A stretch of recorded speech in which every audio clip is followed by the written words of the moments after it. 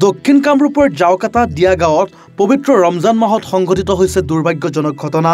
সামান্য মাছ মৰাৰ দৰে সৰু কথা কেন্দ্ৰ কৰি কুৰুক্ষেত্ৰ সদৃশ পৰিৱেশ।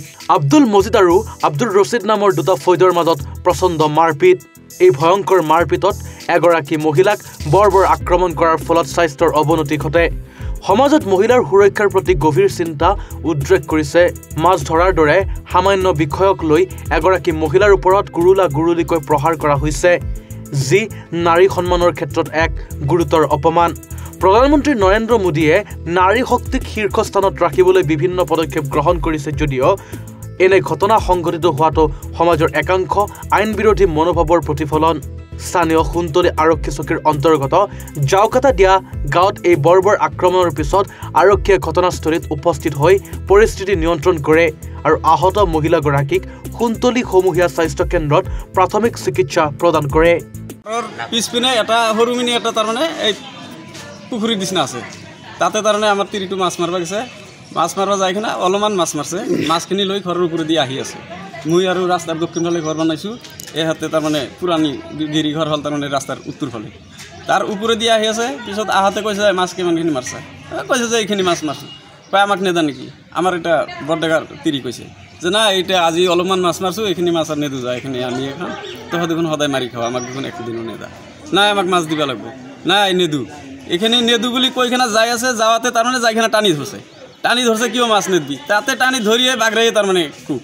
ঘৰত আছিল আমিনুল, আমাৰ বৰডেকাৰ ফলা ল'ৰা, সি থাকোঁতে সি এইখিনি মানে এটা ৰড লৈ আহিছিল, আহি পেলাই সেই মাথাত কোবাই দিছে।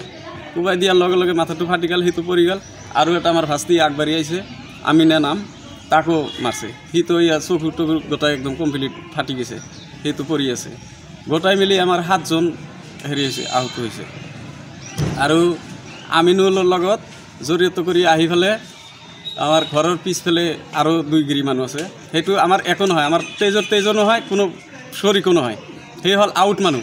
তাহাঁতে চামাত, সৰবত, তাৰপৰে অহাবালি, জমেৰ, ছবিগুল এক কমপ্লিট গোটাইকেইটাই আহি পেলে তাৰমানে আমাক মাৰপিট কৰিছে। গোটাইকেইটাই ৰড লৈ আহিছে, ৰড লৈ আহি পেলে ডাইৰেক্ট একদম ঘৰৰ ভিতৰত সোমছে, ৰাস্তাৰ পেৰে দাউৰাই লৈ গৈছে।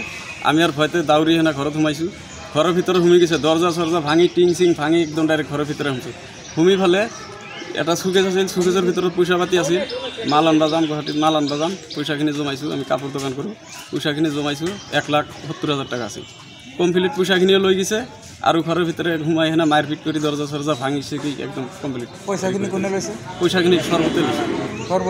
সৰ্বত সেইটো আউট মানুহ, সেইগিলা ভাড়া কৰি আনছে। কোনে ভাড়া কৰি আনছে? আমিনুলে ভাড়া কৰি আনছে। ইয়াৰ ভাতিজা ল'ৰা, ইয়াৰ লগত জড়িত আছে গাঁওবুঢ়া। হা, আমাৰ দাদাৰ নাম কি? বৰডেকাৰ নাম হ'ল ৰছিদ আলী। আৰু কি ক'লে? গাঁওবুঢ়া নজমুল গাঁওবুঢ়া। মাৰপিটৰ টাইমত গাঁওবুঢ়া আছিল উপস্থিত। সেই অলপ সিফালে থিয়া দি আছিল, ৰাস্তাৰ সিপিনে অলপ ফাৰাকত আছিল যে যা তহা যা, আমি আছোঁ, যা যি হয় আমি আছোঁ। তাহাঁতে এনেকৈ কৈছে। আপোনালোকে থানাতে এজাহাৰ কৰিছে? এজাহাৰ কৰা নাই, এজাহাৰ কৰিম এতিয়া। মেডিকেল কৰিলোঁ, এতিয়া আমি এজাহাৰ কৰিম।